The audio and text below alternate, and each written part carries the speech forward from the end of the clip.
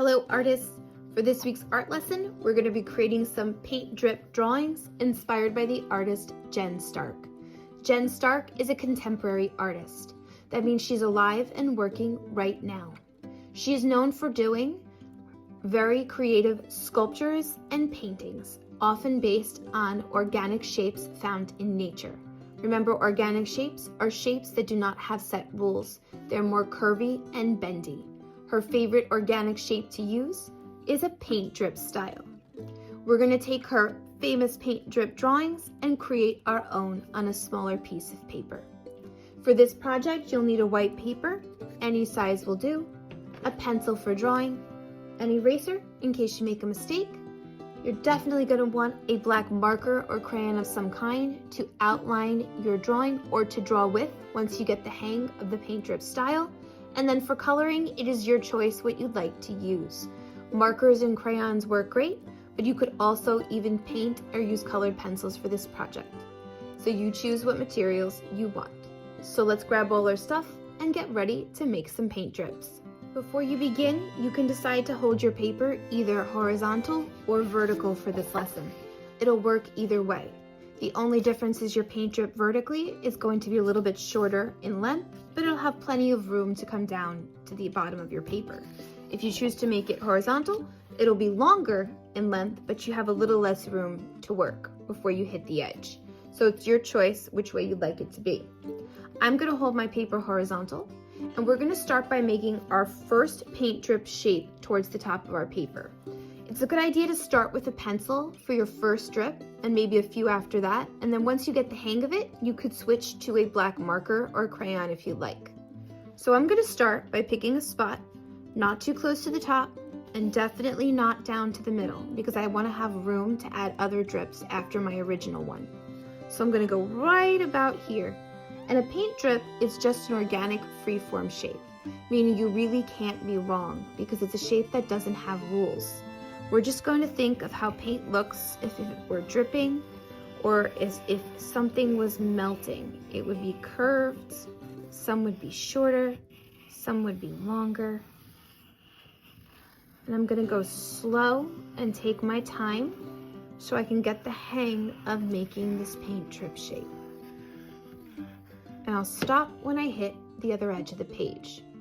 Now what I do after that is I'm going to go above that paint drip I just made, and I'm going to simply outline that shape and leave a little room in between. So outlining, not necessarily right on the line, it means I'm just going to copy that line another time. So when it bends, I bend my pencil. When it curves, I curve my pencil.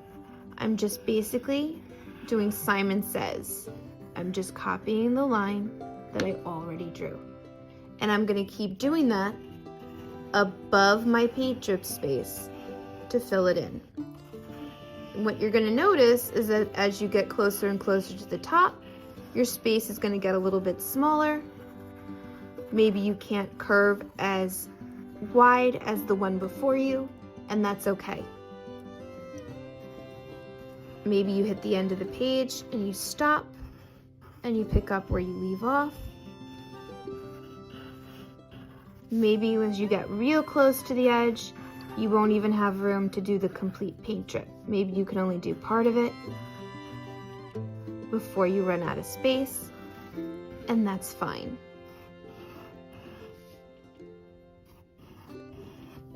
And there you go. Your first paint drip is complete. Now that I have the space above filled in, I can start to add different paint drips below, overlapping the one already there, meaning this will be in front of the ones that I put underneath. Remember, overlapping is when one thing is in front of the other. So maybe I go to this space this way, and I'll come up with a new paint drip. But this time I may not go all the way across. Maybe I'll just go that far. And then I can fill it in by copying that line again. You always fill in your space by copying the line you just drew. And you could even go below it if you wanted it to be a little bit longer. Sometimes you could even make it look like the paint is dripping down by making stretched out teardrops or raindrop shapes. Sometimes Jen Stark likes to do this same drip outlining style, but instead of going across the paper, she likes to do it inside a shape that almost looks like a star. So maybe I do like a paint splat once, and then I could keep going around the outside, copying that line, and my paint splat shape will get bigger and bigger.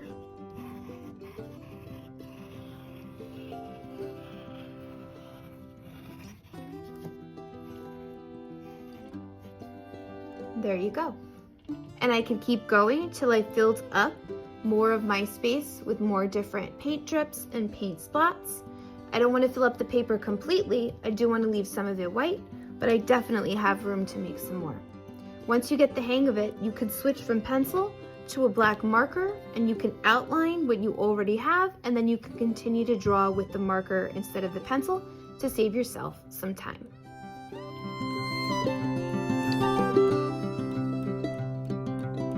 So here is my example, all filled in with paint drips layered underneath the original one that I started, and I added some paint dripping down the paper and even made some paint splats that are in that starburst shape that Jen Stark often uses in her work.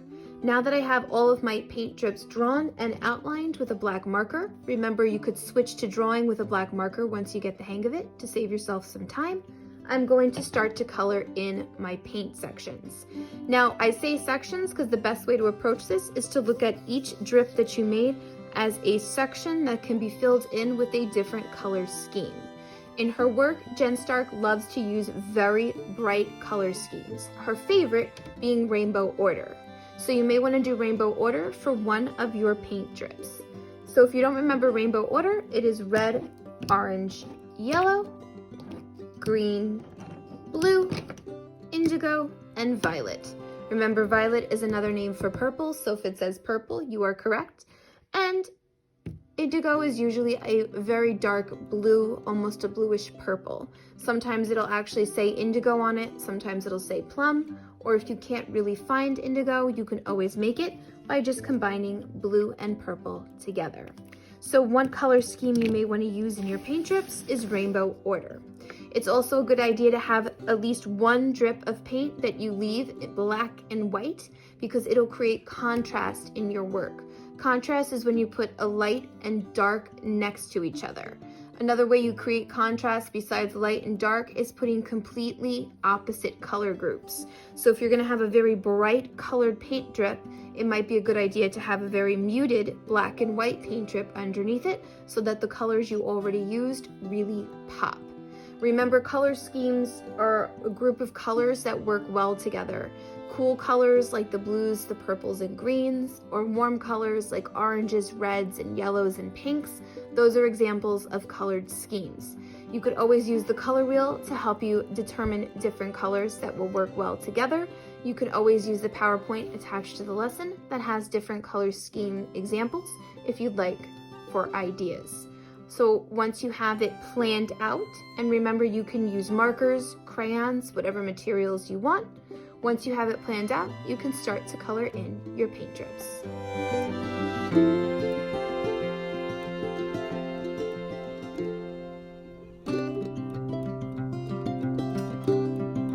Here is a completed example of my paint drip composition. I chose different color schemes for each of my paint drips, working in sections, making sure to put some light and dark colors next to each other so that the colors really pop. I also left some black and white, that way there would be contrast against the very rainbow full colors that fill up the rest of my picture. Take your time with your work, plan out your color schemes before you color. Do remember to use some black and white in your picture to create contrast. And as far as this empty space around your paint drips goes, you can leave that white. That way the rest of your colors will pop from the background. Take your time with your work. Good luck with your paint drips, and I can't wait to see what they look like when they are done.